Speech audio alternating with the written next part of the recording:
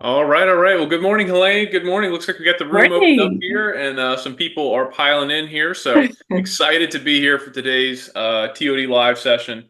Same You here. know, my goodness, I know I kind of alluded to it this weekend in my Periscope newsletter that I wrote, but my gosh, it's never a quiet week in the stock market, No. but some are a little more busier than others, and holy smokes, is this week one of those? I mean, between all the earnings we have going on. We have a Fed meeting, and of course, Fed decision, press conference after from Chair Powell.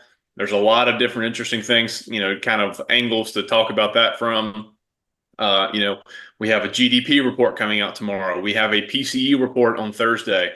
We have a non-farm payrolls report coming out on Friday. I mean, any normal week, any one of those single things would be enough for the market to be kind of anxious and looking forward to. But it's like almost like kind of drinking from a fire hose, Oh yeah. uh, with everything going on this week. So definitely a lot of market moving events on the calendar this week. So, what are your thoughts about how to try and navigate some of these?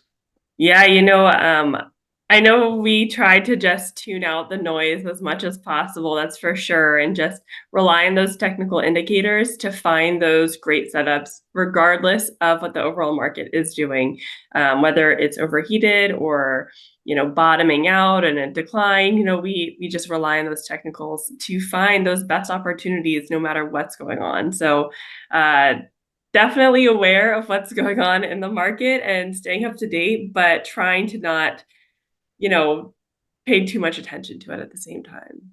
Exactly. Yeah. And, like from our position too, as a trader here, working on the optioneering team, putting that trader hat on, I think you hit the nail on the head there. That's the real key is that to be aware, be cognizant of what's Yeah. going on, know that these market moving events are there, but, knowing they're completely out of your control and you have no idea how they're going to come in or what the market's reaction is going to be. Sometimes you can have a bit of a surprising market reaction, maybe not exactly, maybe it's a little counterintuitive. So, that's the real key. Like you said, relying on the charts, looking at the technicals, not coming in with, some idea, preconceived notion of what you think is going to happen, but Hmm. just what's actually showing up on the charts and letting the charts speak to you and, going from there. And so that's exactly what we're going to try and do today, folks, to go ahead and try and navigate through all of the chop, all the noise. Obviously, this is a huge week for financial media, to be skywriting about, so many of these events going on. It's a lot. Obviously, they can Yeah. be market moving. But again, like we said, we're going to be looking at the charts, seeing what they're telling us. And Helene, here's our first chart for the day. We always like to start these calls off looking at a chart of the S&P 500 just to get a nice top-down index level view of stocks before we kind of start unpacking, really what else we're seeing in the market. And, one thing, Helene, that really stands out here to me is, of course, we all know we've been in a great bull market over the last couple months. Yep. We're, I think, near 30% off of the April lows, possibly even a little more than that now. But we have a great trend intact. We have all the major trend lines, short term, long term, medium term, whichever you want to look at. They're all lined up perfectly, having really nice trend line buy signal still intact. So still seeing these really strong bullish trends. But of late we started to get back into that overbought territory, and I think we've seen that really for just about the last trading week, like the last five trading sessions.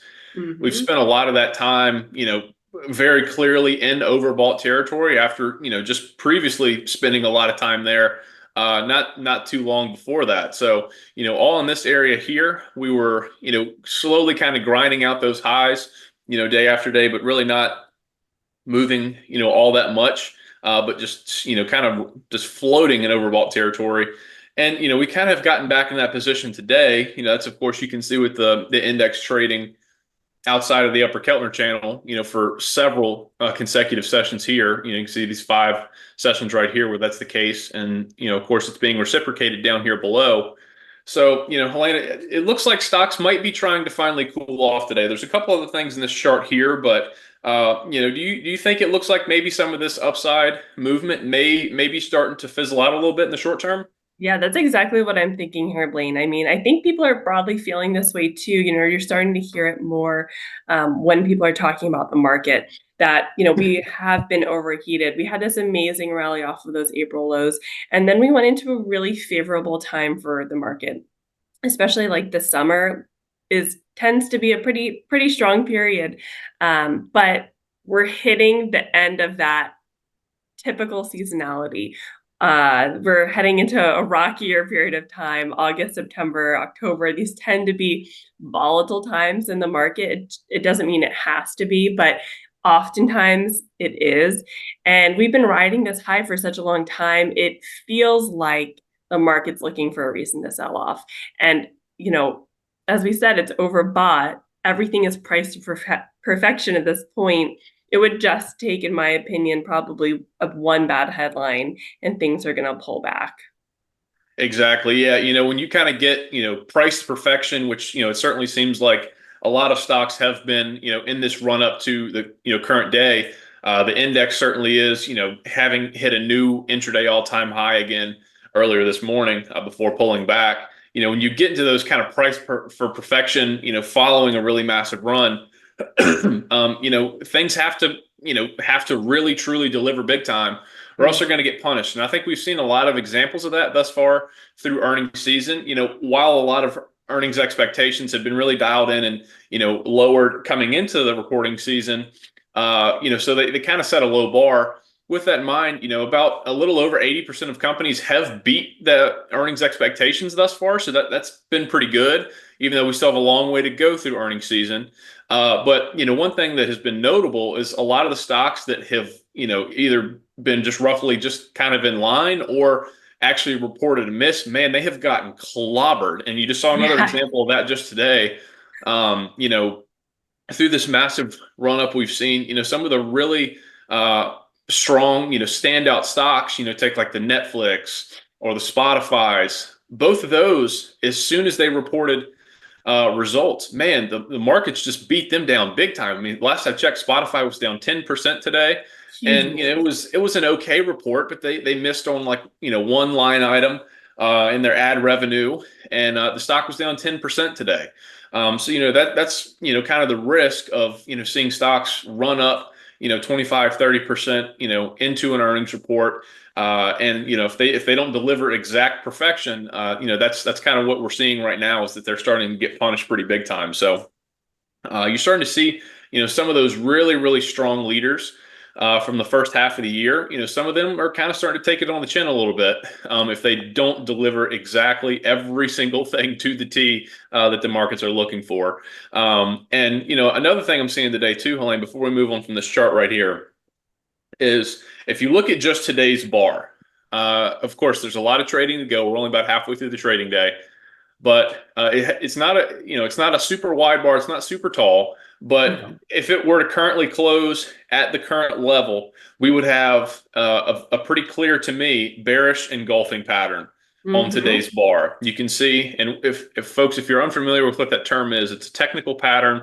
It's looking to identify an individual bar in relation to the previous day's bar. So what we're looking Link, at do is you this want to one right just here. zoom in just a little bit? Yeah, sure. It might help if I zoom in just to say maybe a 1 month. Might be able to Yeah, see it. So that's better. we're looking at this bar, folks, in relation to the previous day's bar, which is this one. So when you have a bearish engulfing bar, what that is meaning is that the high of today and the low of today's bar are lower and higher. So they're outside both into the range of yesterday. So you can see we had a fairly tight range yesterday. Here's the high and the low. Now today's range was outside to the upside and outside to the downside.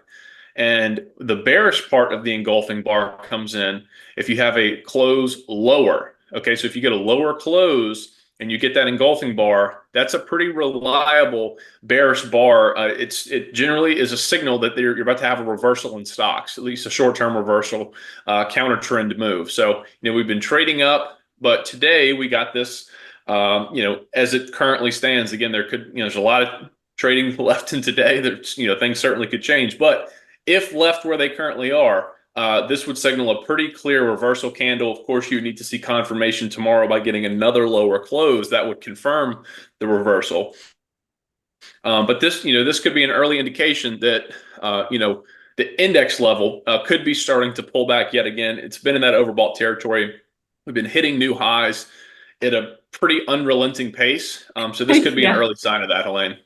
Yeah, I totally agree. And when you just see them run since April, I mean, it's been amazing. But in any bull run, there are healthy corrections along the way, and it's hard to look at that and think that we're not going to have one sooner than later.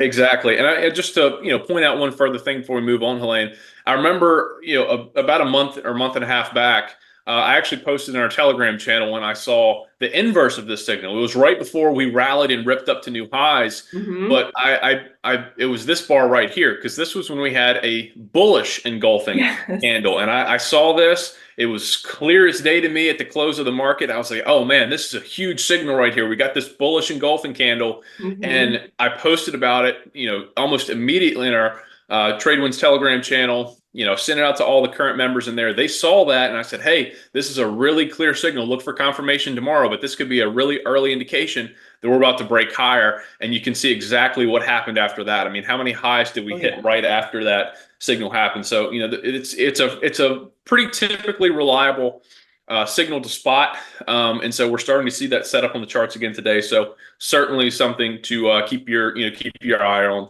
and be mindful of. But anything else you want to say about this chart, Helene, before we move on to the next one? No, I think we covered it all, Blaine. Perfect. Well, Helene, I'll let you go ahead and take over on this one right here. Just kind of tell us and tell all the viewers at home kind of what we're seeing and why we're looking at this chart. It's not one we would typically look at, but what's going on here? Yeah, sure. So ARKK is ARK Innovation ETF. And this, is full of pretty high flying speculative stocks. So when we are seeing a lot of risk on in the market and a lot of bullish sentiment, we see this stock really take off. And it is indicative of that like really strong bullish rally, which is exactly what we saw coming off of those April lows. We saw a lot of bullish sentiment in the market. We saw a lot of money push into ARK Innovation and these high flying stocks, a lot of times like almost meme like stocks. They have a great idea, they get a lot of talk online on social media, and then they really start popping. Well, we're bringing this up today because it's important to note that we're starting to see a decline in ARK Innovation. We're well off of those highs. We were at around 79 earlier in the month, and now we're down to 74. We're seeing a pullback and a decline. We're seeing some lower lows there in this stock. And that can also be a signal that we are seeing a cooling down for this hyper bullish sentiment in the market. Is that what you're seeing here, Blaine? Exactly right. Yeah, you couldn't have said it any better. Some of the things, and I kind of pointed out this on a session with John last week that I did one of the eye openers. But I said that there's certainly been some kind of silly things going on in the market of late. Seeing some of the kind of meme stock rallies, Yeah. and I specifically talked about the open door. That of course everybody was that was the new soup du jour meme stock. So that that was the one that everybody wanted to talk about the last couple of weeks, and like, oh look, the shorts are getting crushed. Open doors rallying, and to the moon and all that fun stuff, right? So we're seeing some of those meme stocks starting to crop back up in the last couple of weeks, and I saw Krispy Kreme donuts was up Yes. 10% one day last week, and I was like, I didn't, I don't care if the hot light's on, I'm not bidding Krispy Kreme donut stock up 10%. But seeing, we saw some things like that, but all that to say is that this week, it looks like we're starting to see a substantial reversal Hmm. possibly get underway in a lot of those stocks. A lot of errors come out of those. Some of those stocks again were down 9, 10% earlier today, and that's why we're looking at just specifically this ETF. Like as you said, it's not specifically that we're looking to trade this for any reason, but it's more of just a sentiment indicator, Hmm. seeing that kind of that speculative fervor, that just irrational exuberance behind a lot of those really low quality names that this ETF is typically indicative of and trades alongside.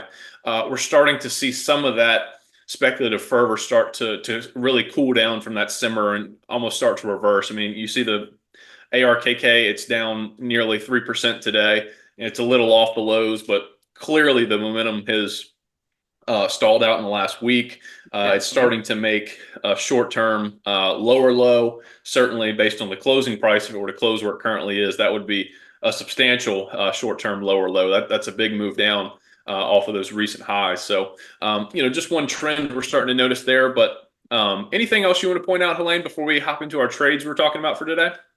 I guess I just wanted to note that, even though we're pointing out all of these signs of a pullback and reversal, all the long-term trends are still confirming a bullish trend for the market, and for SPY, S&P 500. So, we're not saying that we are going to crash and burn from here, but we are saying that we are overdue for some sort of pull back in the short term, which once again, as we've noted before, is part of a healthy bullish trend and bullish run. Exactly. It happens. We get corrective periods on the way up. We can't just go straight up. It's just not how it works. We have to take profits.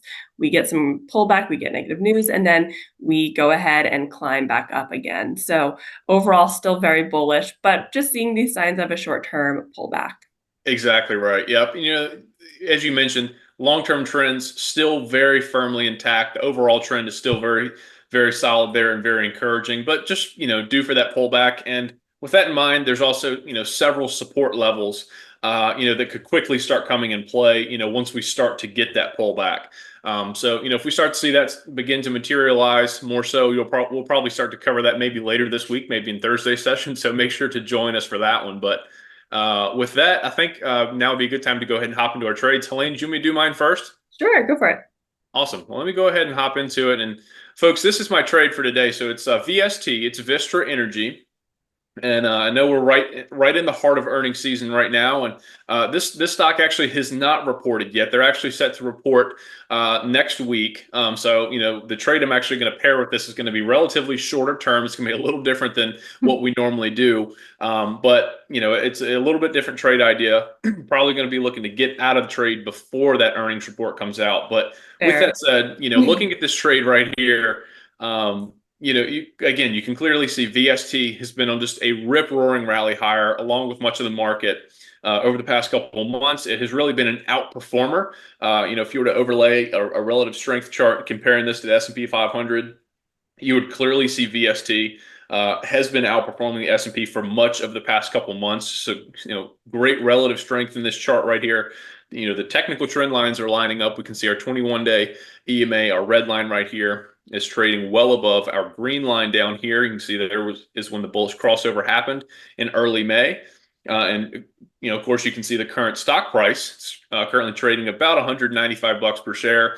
That's above both of those EMA lines. So that's, additional bullish technical signal there for VST. Now, I also have my Keltner channels overlaid on this chart too. So you can see there, the two blue lines here are upper and lower Keltner bands. You can clearly see the stock is trading within those Keltner bands. It's above the middle channel, but below the upper. So that's right in the exact area I'd be looking to go ahead and consider taking a trade for this stock, since it's in a nice bullish uptrend, and it's also not currently signaling that it's technically overbought according to the charts. And that's also being reciprocated down here again too with our RSI chart. This is a shorter term RSI, 5-day RSI. You can see that the number currently is coming in. It's above 50, so that's bullish. That's encouraging. That's signaling that the share price is increasing, but it's still below this level of 70 right here. So that's also signaling that it's not currently overbought at current prices. So it's in a nice nice buy zone down here according to RSI as well. So with that in mind, the stock has had a little bit of chop lately. Even though it is on a very nice, strong, long-term uptrend, has had a bit of a chop. And there's some earnings, still coming up for it, set to report next week. So could be a little more volatile, probably expecting a pretty big move in a stock that's rallied this much. So Helene, the trade that I zeroed in on was actually this one right here. It was a call option debit spread looking at next week's options. Okay. Excuse me. And it's actually just slightly in the money. This is not a super deep in the money call debit spread like we more often traditionally have done. This is a little bit different setup. So, it's still a non-directional position like most spreads are, but it's a little more of an aggressive setup. It's a little closer to the money.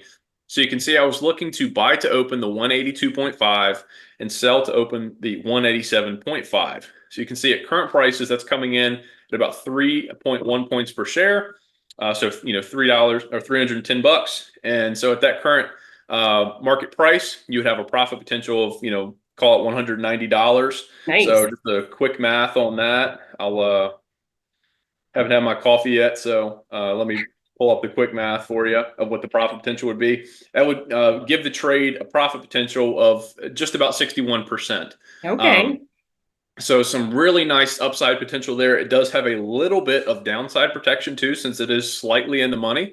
I So like I'm it. actually going to go ahead and place this trade right here and try and get it filled here on the call and just see how this goes. It's a decently tight bid ask there. So we'll go ahead and submit this right here. Again, we're looking to buy to open at 182.5, and I'm selling to open the 187.5. Again, this is a little bit different type of spread than what we normally do.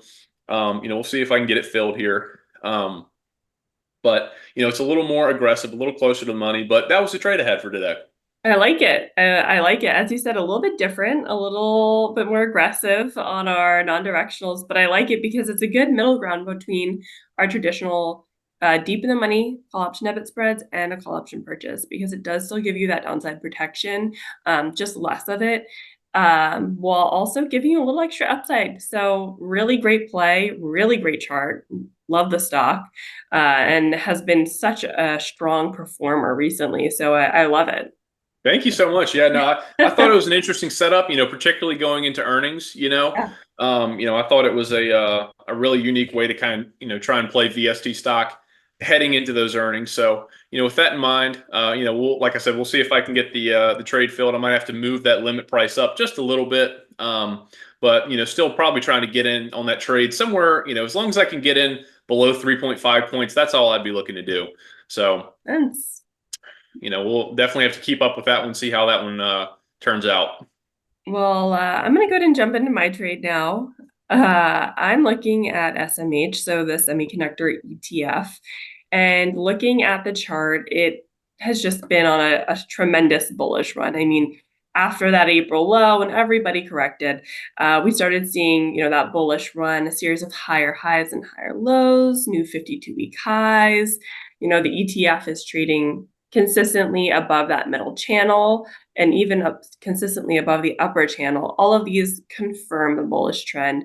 But additionally, we have a couple of moving averages here. We have the 35-day EMA as well as that 200-day moving average. So stocks and really powerful bull trends tend to trade above that 35-day EMA.